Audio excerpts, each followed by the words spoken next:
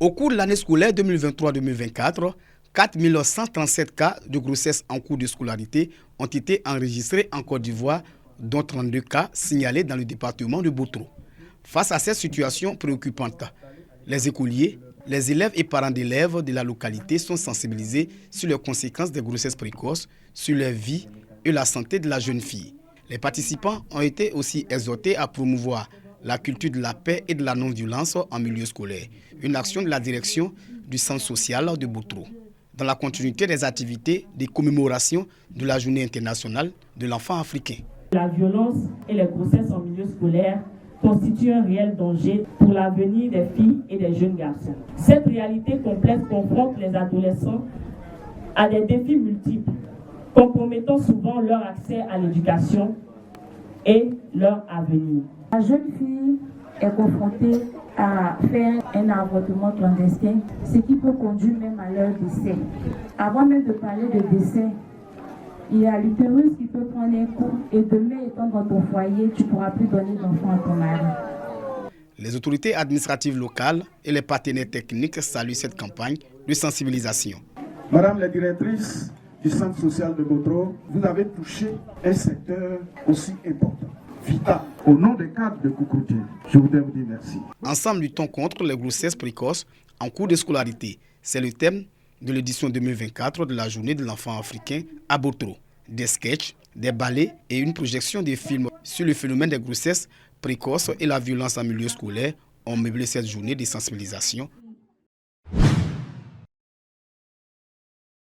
Faire des jeunes des acteurs de développement et de changement de comportement pour leur implication dans la résolution de plusieurs fléaux, notamment la scolarisation de la petite fille, les grossesses en cours de scolarité, la déscolarisation et les droits des adolescents. C'est l'objectif du programme Plaidoyer Jeunes du ministère de la Promotion de la Jeunesse, de l'Insertion professionnelle et du service civique avec l'appui technique et financier de l'UNICEF. Initier des plaidoyers, lesquels plaidoyers devraient être portés devant les autorités, que ces autorités-là puissent en tenir compte dans les prises de décision pour contribuer, bien entendu, à l'amélioration des conditions de vie de ces jeunes. Dans les localités de Congo, Soubré et Touba, les meilleurs groupes de jeunes ont présenté leurs plaidoyers devant les autorités. J'ai beaucoup appris mes droits.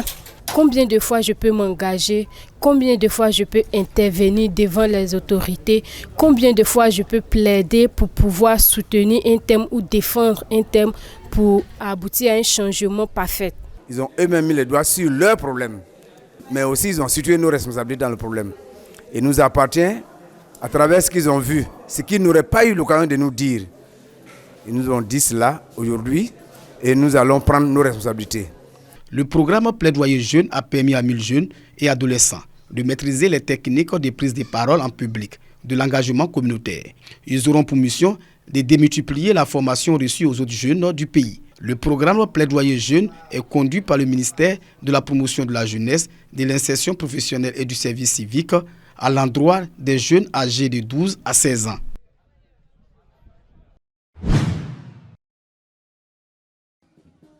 Renforcer l'autonomisation économique des femmes de Zinzekro en soutenant leurs activités génératrices de revenus en vue d'une contribution active au développement de leur communauté. C'est l'objectif de la mutuelle de développement de ce village, localité de Diabo, département de Boutro. À travers ce rassemblement 10 journées du social, les responsables de cette mutuelle réaffirment leur engagement à accompagner les femmes, les exhortant à consolider la paix et le vivre ensemble. Temps fort de la cérémonie, une distribution de présents à plus de 850 mamans. C'est pratiquement une quarantaine d'associations de femmes des différents villages que nous célébrons. Ensemble, nous avons défini la politique d'autonomisation, comment faire pour dynamiser leur activité. Le sous-préfet parlait tout à l'heure de l'alphabétisation de ces femmes. Nous allons aider ce projet-là. Comment faire pour que nos femmes aient une notion dans la comptabilité, une notion dans le commerce et ainsi de suite. Le chef de canton de Diabo et les bénéficiaires traduisent leur reconnaissance aux initiateurs. Je demande à toutes mes sœurs vraiment de mettre la main derrière notre fils pour que chaque jour, ils puissent en avoir et nous donner. Et nous aussi, nous ne cesserons jamais de baisser les bras. Je lui dis merci beaucoup pour tout ce qu'il fait pour les femmes. L'autonomisation des femmes, facteur de développement et de cohésion sociale à Diabo. C'est le thème de cette rencontre qui s'est tenue dans une ambiance fraternelle.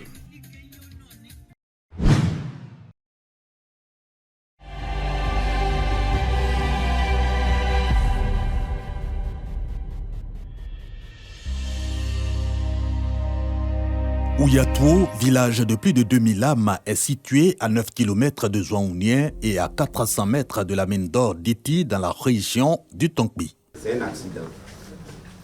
Mais cet accident, quand ça s'est arrivé, la mine ne nous a pas informés officiellement. Cette zone minière, connue pour sa forte production d'or pur, est secouée par un mécontentement des populations envers les exploitants miniers, en cause des cas d'intoxication. Les faits remontent à la nuit du 23 au 24 juin dernier.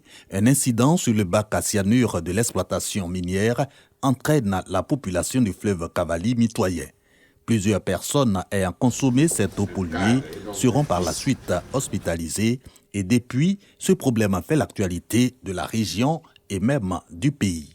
Pour en savoir plus, le ministre-gouverneur du district autonome des montagnes conduit une délégation à Ouyatou. Au ministre-gouverneur et sa délégation, le chef de terre explique les raisons de la colère des populations. J'ai saisi les deux directions des mines, celui de Biglo et celui de Danandé. Il y a eu des gens qui ont été hospitalisés. Aujourd'hui, notre inquiétude par rapport à ce produit est que qu'est-ce que ces produits-là vont faire dans notre vie, dans l'avenir, plus tard. C'est vrai, notre prière est que la situation ne s'empire pas, mais que nous soyons traités d'une manière exceptionnelle. Cap sur la mine d'or d'Iti, lieu de l'incident. Ici, autorités du Tonkpi, représentants de ministères techniques, techniciens et experts en environnement, tous attentifs aux explications du CIAPOL, le centre ivoirien anti-pollution. Les mesures qui ont été effectuées par le CIAPOL nous ont montré qu'il n'y a pas eu de concentration majeure au niveau du Cavali, mais sauf aux environs des eaux qui se trouvent dans l'enceinte, sauf dans les périmètres de la mine. Un individu qui est intoxiqué de façon aiguë par le cyanure ne peut pas vivre, ça il faut le dire.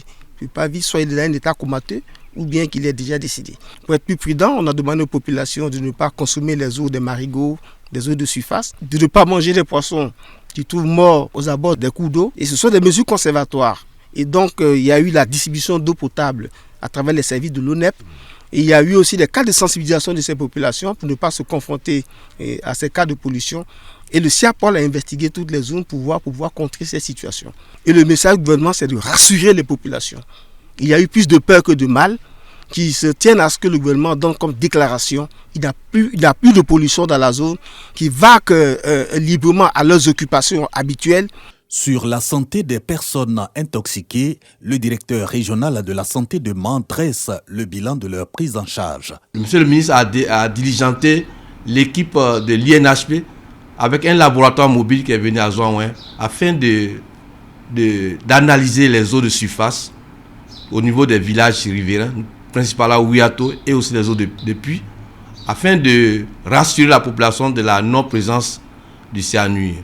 Il faut retenir à ce jour que la situation sanitaire est stable et sous contrôle et qu'il n'y a pas de complications et il n'y a pas de risque à long terme de développer une quelconque pathologie. Le ministre-gouverneur du district autonome des montagnes et le président du conseil régional du Tonkpi peuvent alors rassurer. Merci au gouvernement qui a eu une réaction très prompte face à cette crise. Je pense que l'apaisement est au rendez-vous. Les parents sont en train de vaquer à leurs occupations. Nous l'avons discuté avec la population du village le plus proche, le village de Ouyatou. Donc nous sommes rassurés et nous pouvons dire aux Ivoiriens que la situation est sous contrôle. Sur le site, un laboratoire mobile affrété par le gouvernement Il procède à des prélèvements à l'effet d'analyse sur les aliments et l'eau de Ouyatou. Tout est sous contrôle, pas de péril en la demeure selon le SIAPOL.